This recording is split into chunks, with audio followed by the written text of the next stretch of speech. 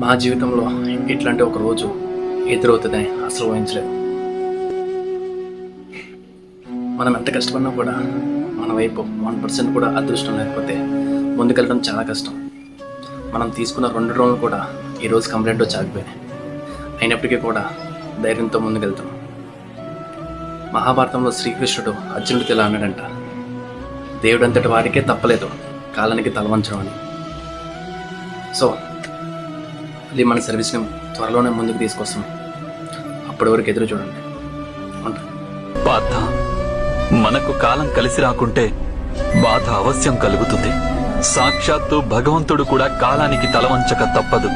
అప్పుడప్పుడు బాధను స్వీకరించడమే మన కర్తవ్యంగా మారిపోతుంది. నీవు ఇప్పుడు నీ కర్తవ్యాన్ని నిర్వర్తించు పార్థ.